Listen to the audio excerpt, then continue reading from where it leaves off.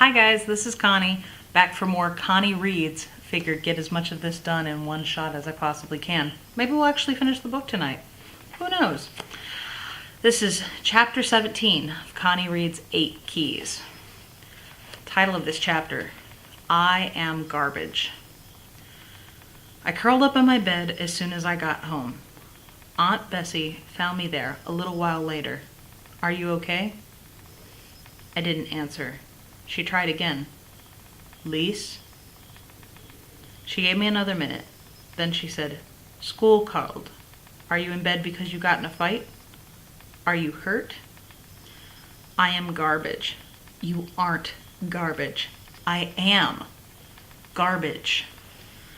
I was garbage for knowing Franklin wouldn't turn me in and say nothing, for wanting so much to please Uncle Hugh and Aunt Bessie, but not taking their advice. Why didn't you talk to a grown-up before fighting? Aunt Bessie asked. It sounded like she was asking herself, not me. When I tried to tell Miss Hadley what Amanda had been doing, she didn't really care. Did you tell her before you were in a fight or after?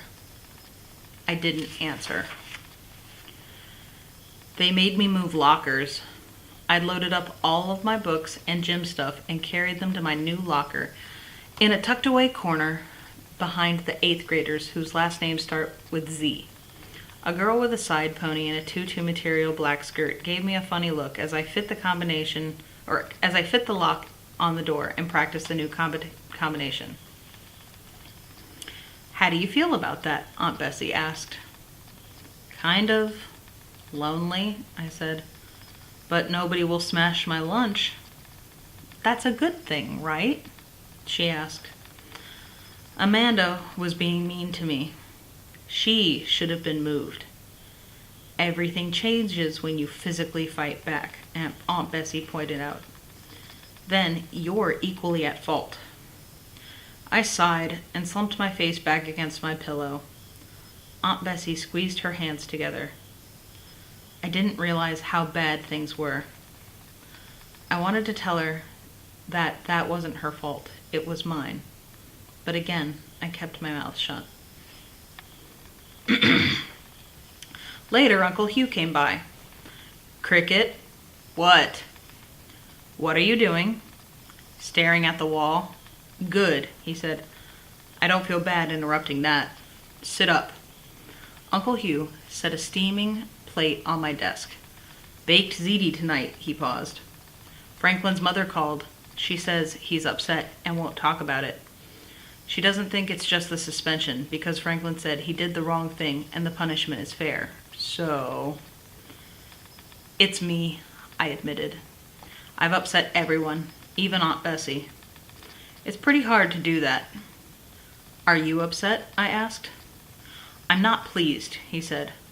Why don't you give Franklin a call? I shook my head. I'd made a decision. I knew I'd lost him. That had been the idea. I just hadn't realized how awful it would feel. I thought I would feel free. Maybe that would come later. You should finish reading this. Uncle Hugh had held out the book from the barn, the one all about him. Did you read it? I asked, surprised. I did. You should too.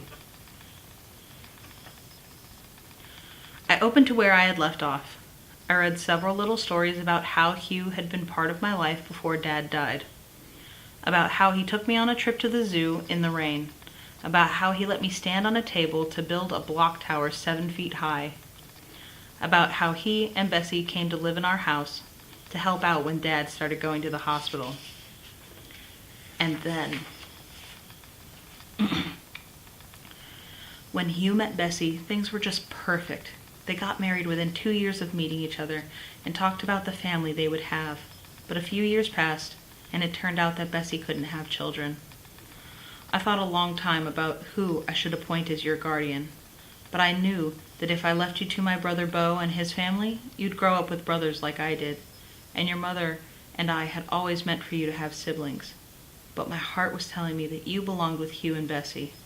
They always should have been parents, And, in some light, because life seems to have a mind of its own, maybe you were destined to be their chance to have a family.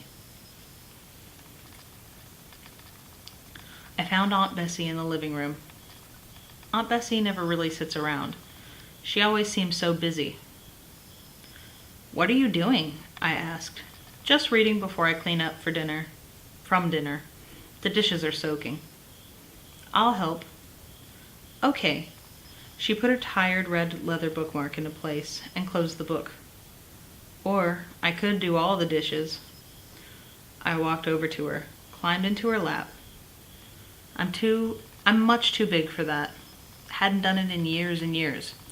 Couldn't even remember doing it, really. But I sat sideways with my legs on the couch. I put my arms around her neck and rested my head on her shoulder. She slipped her arms around me and held on. "I'm really sorry," I said. "I know. You're a good mom." Aunt Bessie nodded, gave me a kiss on the cheek, and held me, just a little tighter than before. And that's the end of Chapter 17.